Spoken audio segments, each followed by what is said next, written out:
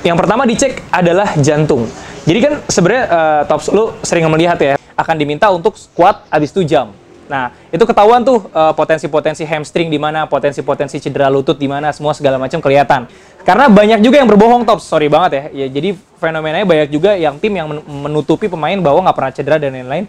Deep scanning inilah yang bermanfaat untuk mengetahui siapa pemain-pemain ini, di mana bagian pernah cederanya.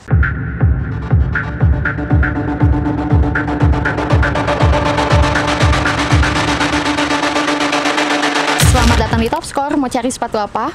Oke, Tops. Assalamualaikum warahmatullahi wabarakatuh. Balik lagi sama gua, Imam Hairul Raziki di channel Top Score TV. Udah sekitar 2 minggu gua nggak bikin konten, ya cukup kangen lah. Tapi ya kan gue bukan YouTubers, jadi nggak tiap hari bikin konten juga gitu. Jadi maksud gua ya sesekali bikin konten ya. Mudah-mudahan lebih konsisten lagi di tahun 2021. Jadi evaluasi gue juga nih dan tim Top Score ya, karena ternyata lu banyak banget yang nungguin video-video kita. Sampai sering DM, kapan Bang Imam bikin video lagi dan lain-lain. Oke, nah sekarang ada konsep baru di tahun 2021 yang mudah-mudahan konsisten lah ya. Namanya Topspedia. Nah, Topspedia ini akan share tentang ilmu-ilmu seputar sepak bola, bukan hanya review sepatu ya. Dan sekarang gue akan membahas tentang cek medis. Asik, cek medis di tim atau pada saat proses transfer itu sebenarnya apa sih yang dilakukan oleh para cek medis. Nah, sebelum itu gue ingin informasikan dulu, jangan lupa subscribe channel Top Score TV. Kita udah 350.000 subscribers. Follow juga Instagram kita di @topscoresport. Udah centang biru, carinya yang centang biru, jangan yang nggak ada centang birunya, carinya centang biru. Oke. Jadi gue ceritain dulu ya, bahwa sebenarnya nih menurut salah satu ahli ada namanya Dave Fevre, dia adalah dia adalah cek medisnya yang biasa ngurusin medis di Manchester United. Dia bilang bahwa sebenarnya beli pemain itu ibaratnya kayak beli mobil second atau beli motor second. Ya wajar. Jadi kayak lu misalkan, ya lu beli Cristiano Ronaldo misalkan, dia kan dalam tanda kutip second-an. Maksudnya second-an lu secara bisnis atau secara barang dalam tanda kutip, artinya dia adalah orang yang bekas digunakan oleh tim sebelumnya. Which is itu misalkan Real Madrid pada saat pindah ke Juventus. Jadi dia harus ngecek dulu nih Ronaldo nih barangnya masih oke nggak gitu kan. Fisiknya masih oke nggak, tulang-tulangnya ada yang murnya copot atau enggak. Nah, itulah gunanya sebenarnya cek medis.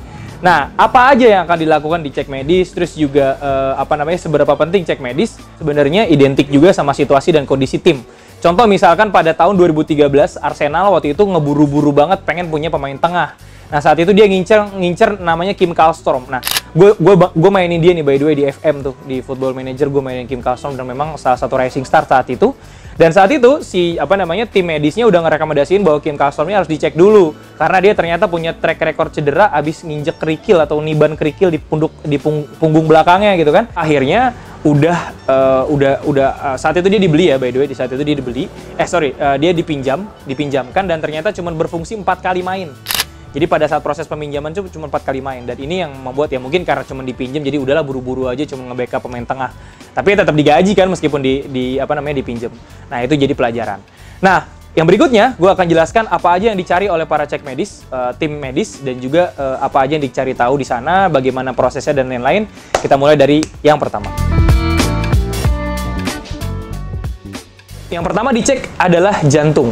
Jadi kan sebenarnya Tops lu sering melihat ya bahwa banyak sekali fenomena orang akhirnya pemain amatir ya, atau bukan pemain amatir, maksudnya kayak orang cuma happy doang gitu, ternyata akhirnya harus lewat meregang nyawa karena jantung.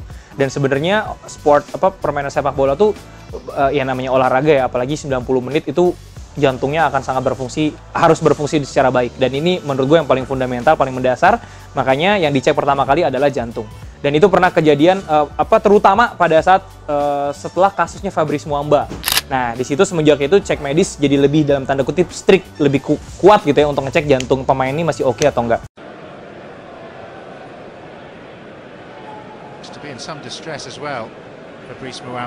Kalau di mobil ibaratnya apa ya? Karburator kali ya? Enggak, gue anak motor, gue anaknya racing banget, karburator lah kalau di motor. Nah, kita masuk berikutnya. Yang kedua adalah stabilitas muskuloskeletal atau apa, lu lihat ya tulisannya di bawah sini ya. Jadi pemain itu setelah dicek jantung, tadi cek jantung kan dia juga bukan cuma ditempelin alat terus dedek bukan. Maksudnya pas dia lagi lari berapa segala macam heartbeatnya segala macam kan keukur tuh ya. Nah, sekarang juga ada tuh dihitung stabilitasnya. Jadi pada saat si pemain ini akan diminta untuk squat habis itu jump. Nah, itu ketahuan tuh potensi-potensi hamstring di mana, potensi-potensi cedera lutut di mana, semua segala macam kelihatan. Nah, dari situ ketahuan seberapa durability-nya si pemain ini. Karena kan menurut gue cedera ya lutut ya. Cedera lutut kan yang paling bahaya ya. Kayak jagoan gue nih, Van Dijk. 6 bulan, 7 bulan, 8 bulan cederanya gara-gara lutut. Ya, tapi di screen ini dari awal. Oke, kita lanjut. Yang berikutnya, yang ketiga. Ketiga adalah masalah isokinetik. Nah, ini lebih ke otot. Jadi di screening otot-ototnya, dilihat kekuatan ototnya supaya menganalisa kira-kira nih pemain ini potensi cederanya ada di sebelah mana dan yang terkait dengan otot ya. Jadi setelah tadi udah ketahuan tulang-tulangnya, jantungnya, sekarang kelihatan ke ototnya. Dan itu sangat penting untuk bisa mengetahui ya ibarat kata kalau di mobil kaki-kakinya lah. Jadi ketahuan tuh si kaki-kaki ini gampang rusak atau enggak gitu kan. Spurring and balancing-nya bagus atau enggak gitu kan. Nah, kita masuk ke yang berikutnya. Oke, yang keempat adalah deep scanning atau scanning mendalam. Itu jadi seluruh tubuhnya di ultrasound. Nah, buat yang belum tahu ultrasound kayak gimana, kayak gue pernah ngelakuinnya pakai waktu itu sama Windy Mayang. Nah, di sini nih, ya Allah. Tapi sakitnya tuh kayak lagi dibenerin gitu. Ya iya, nanti lu demen. Aduh, ya Allah. Kayak lagi diurut gitu, Pak. Jadi gue nggak tahu yang ini sama atau tidak, tapi gue ditempelin alat ultrasound di bagian cedera aja udah pada gitu, udah sakit gitu kan. Nah, ini ultrasound di sini juga bermanfaat untuk mendeteksi kira-kira pernah dicedera di mana aja nih si pemain nih. Entah itu pernah cedera di bagian kelingking atau di bagian kuping pernah dijewer atau kecil mungkin kan, kita nggak tahu. Nah, di situ di deep scanning itu ketahuan semua riwayat cederanya. Jadi karena banyak juga yang berbohong, Tops, sorry banget ya. Jadi fenomenanya banyak juga yang tim yang menutupi pemain bahwa nggak pernah cedera dan lain-lain. Deep scanning inilah yang bermanfaat untuk mengetahui siapa pemain-pemain ini, di mana bagian pernah cederanya. Nah, selanjutnya kita masuk ke yang ke-5. Adalah mengukur kadar lemak. Ada namanya teknologinya bla bla bla bla. Nanti ditulis di sini nih. Pokoknya itu nama teknologinya. Nah, cek itu tadi berfungsi untuk mengukur kadar lemak dalam tubuhnya. Jadi ketahuan kan ya. Nah, gue nggak tahu kondisi idealnya berapa. Nah, dari situ ketahuan bahwa pemain ini suka makan pecel lele malam-malam atau kue tiaw. Nah, itu ketahuan tuh. Kira-kira ada lemak atau berapa, ada lemak porsinya berapa dalam tubuhnya. Kita lanjut yang ke terakhir. Oke, yang terakhir adalah tes ergometri. Jadi pemain itu diminta untuk lari sprint selama 20 meter, lari sprintnya 20 meter terus di beberapa kali sesi. Nah, mungkin di sini ketahuan ininya kali ya, udah mulai kelihatan lenturnya atau apa segala macam, tapi kira-kira ini salah satu tes yang paling terakhir. Jadi setelah udah cek tubuhnya, sekarang kelihatan kali performanya.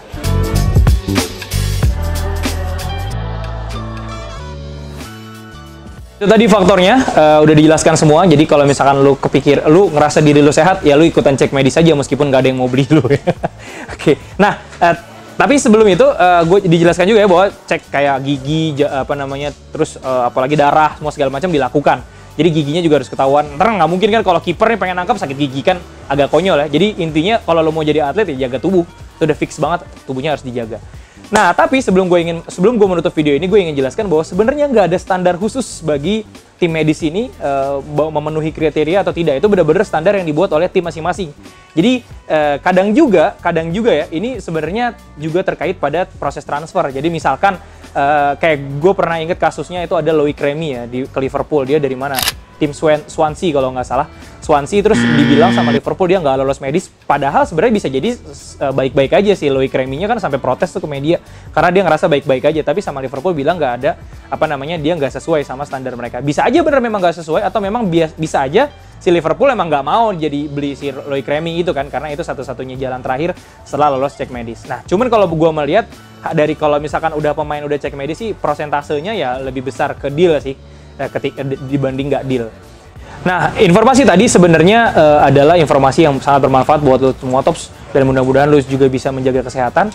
Oh iya, tadi juga kan gue belum mention masalah kiper ya. Nah, si kiper ini juga tangannya dicek juga kan. Ada yang pernah cantengan atau enggak gitu kan. Ya, terus ketahuan lah ukuran jarinya semua segala macam supaya dia bisa nangkep bola secara baik. Nah, mungkin itu aja yang ingin gue highlight pada Topspedia kali ini. Mudah-mudahan konten ini bermanfaat. Tidak membahas sepatu, tapi kalau mau beli sepatu langsung aja ke Topscore. Belakang gue udah banyak banget sepatu-sepatu keren. Itu aja. Jangan lupa subscribe channel Topscore TV. Jangan lupa share kalau misalkan bermanfaat. Share juga ke teman-teman lu supaya dia bisa menjaga kesehatan dan menjaga tubuh. Kalau kayak gue gini nggak mungkin jadi atlet. Jadi ya jaga tubuh aja. Nggak usah bagus-bagus banget badannya. Yang penting jaga kesehatan. Terima kasih. Assalamualaikum warahmatullahi wabarakatuh.